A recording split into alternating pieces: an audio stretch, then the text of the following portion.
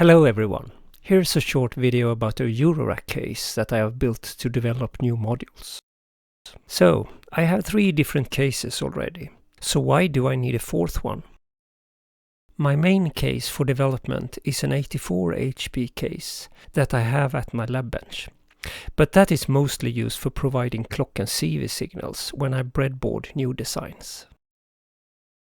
I also have a 104 HP skiff that I use for smaller setups, demos of my videos, and also when I develop software. But the problem with using the skiff for software development is that I need to be able to connect USB and sometimes also measurement equipment. So in most cases, I have to do that stuff outside the skiff. This gives me access to everything, but the handling of the user interface and the user experience when jumping between different modes and using POTS and encoder is not accurate. And I would like to be able to move it around a little bit easier between different locations.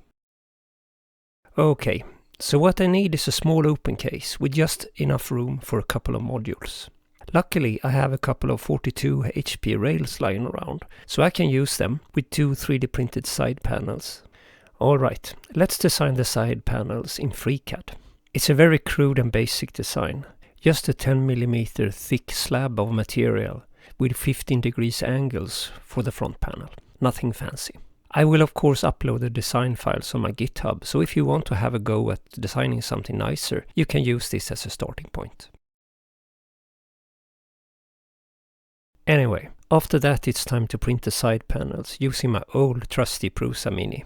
The prints took 3 hours per side, and I could probably have crammed in both sides on the same build plate. But I printed them one by one after each other, since I believe that this improves the print quality a little bit.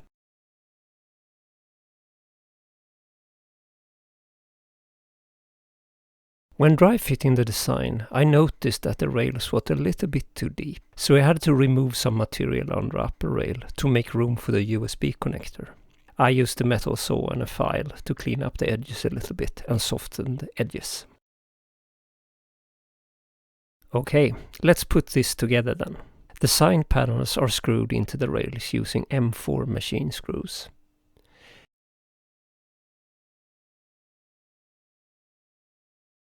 Everything seems to fit together fine so far, and this is what it looked like.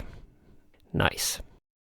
But let's populate it with some modules that I will need for my latest project, the BaseBuddy 2 sequencer. But wait a minute, there seems to be something wrong here.